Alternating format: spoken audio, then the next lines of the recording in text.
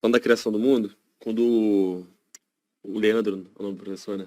Sim. Ele esteve aqui, ele estava falando sobre a questão da ciência e que realmente ele fala que a ciência está cada vez mais provando que a Bíblia fala, que Deus existe e tudo mais. Aí ele fala sobre a criação do mundo que a ciência diz que havia uma massa cinzenta e que o Big Bang talvez realmente de fato existiu. E na Bíblia parece ter um evento similar na criação, que era um abismo, né, sem forma e vazio. Aí o versículo 3 Deus diz, haja luz e houve luz. E ele fala que tudo é energia, né? Dá a entender que realmente foi isso. Sim. Não, Você acredita nessa linha, ô pastor? o que eu acredito é que a verdadeira ciência caminha lado a lado com a fé. A fé e a ciência não é Flamengo e Vasco, né? Caminham lado a lado.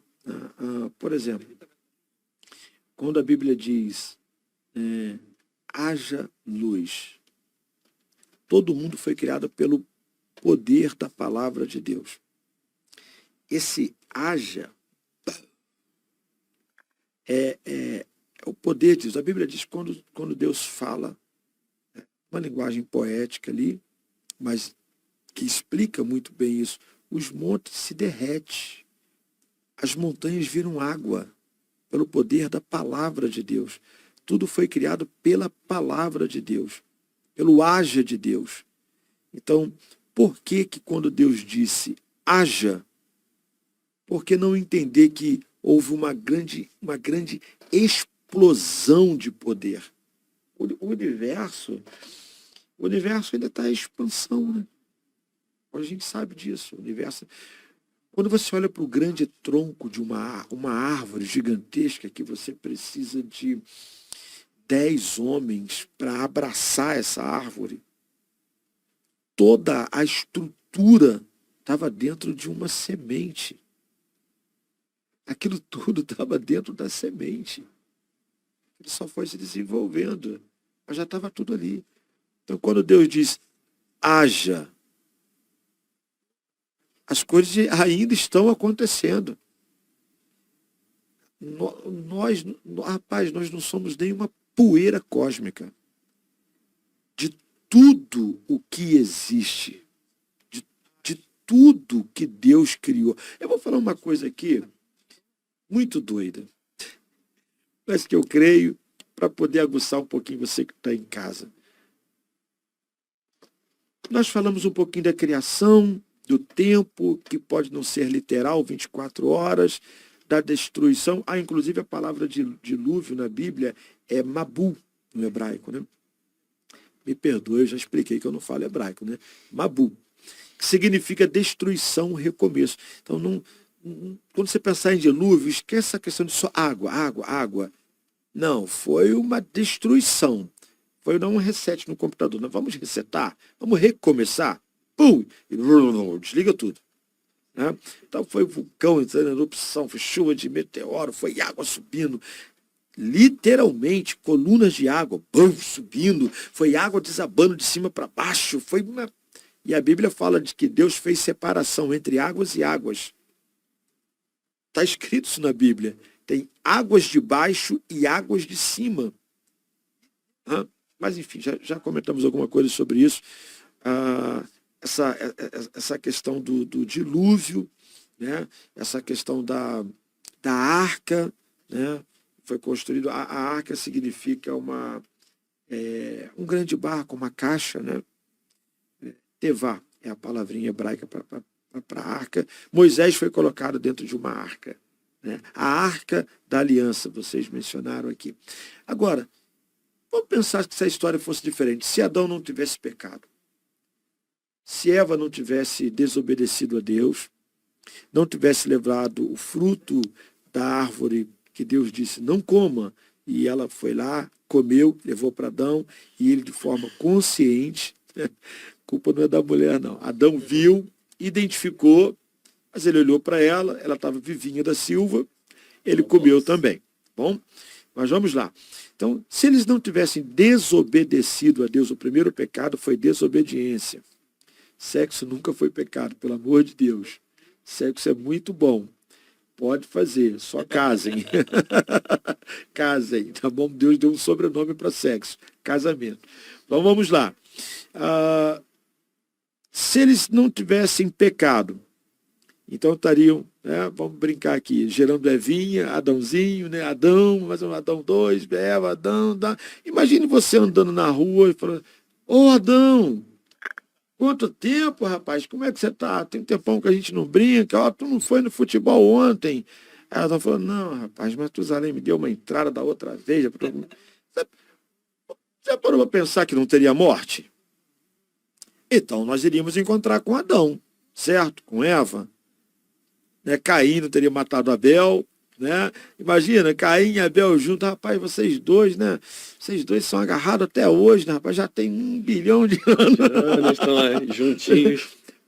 Tô brincando, mas imagine um mundo sem morte, só gerando, gerando, gerando.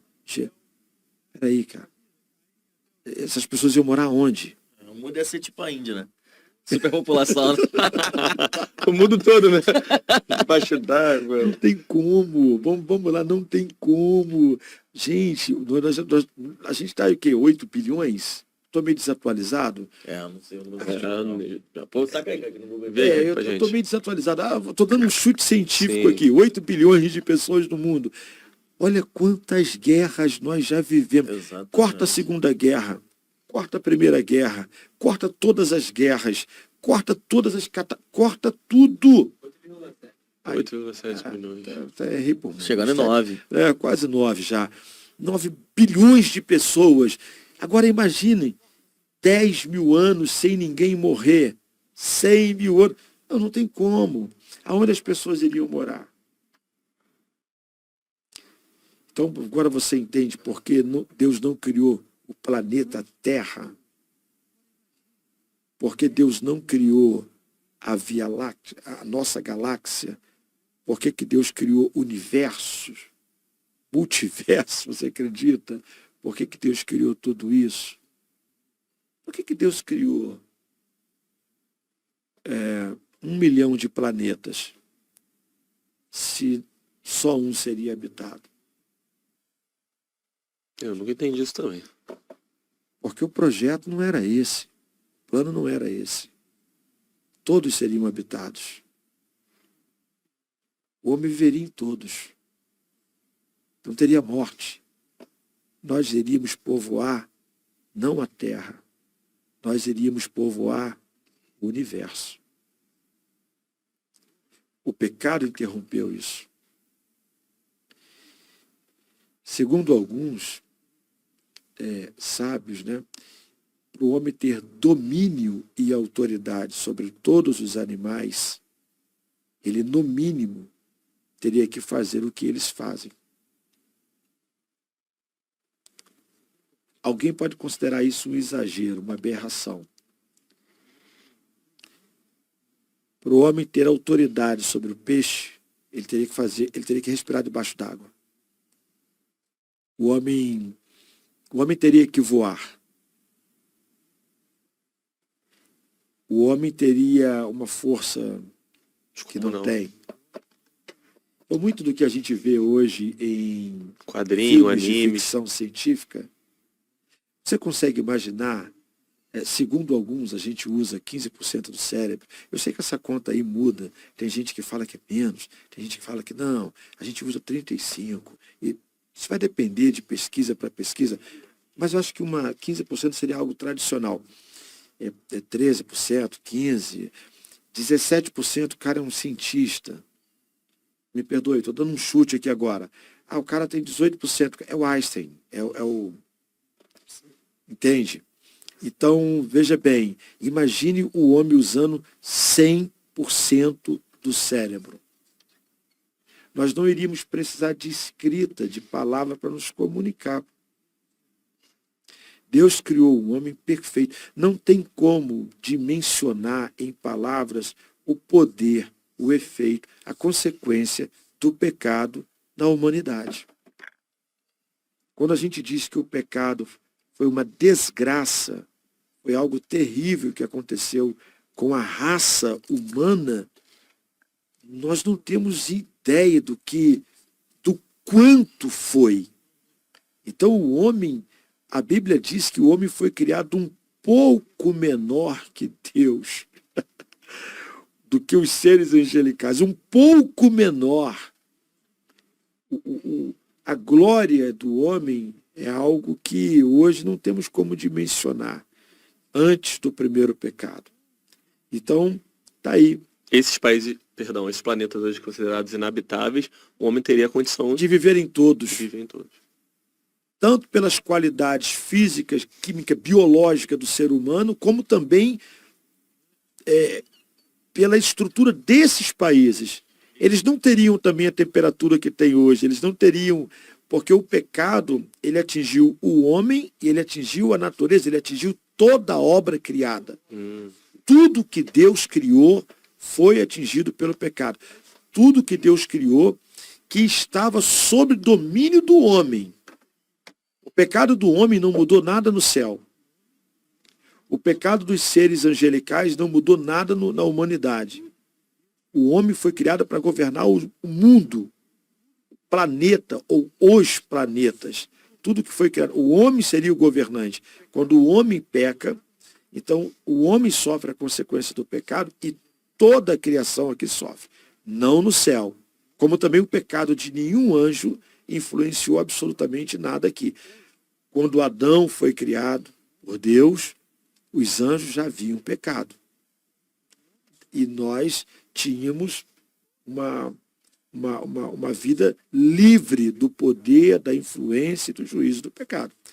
Então, por isso que Satanás, ele influencia ali, ele usa a serpente, né? E faz com que a mulher desobedeça a Deus, e a desobediência foi o primeiro pecado, né? E depois Adão então peca, e como Deus havia falado com Adão, as consequências só aconteceram não quando Eva pecou, mas quando Adão pecou. Adão era o chefe representativo da humanidade. Tem um teólogo muito famoso que eu gosto dele, Luiz Perkoff. Ele diz, Adão era o chefe representativo da humanidade. Quando Adão pecou, toda a humanidade pecou em Adão. Um homem trouxe o pecado para a raça humana. Um homem livrou todos do pecado. Segundo Adão, Cristo. Paulo apresenta isso em Romanos. Né? Então, está aí uma questão, se você quiser debater depois, estudar, digita aí se você concorda, não concorda, mas me bate menos.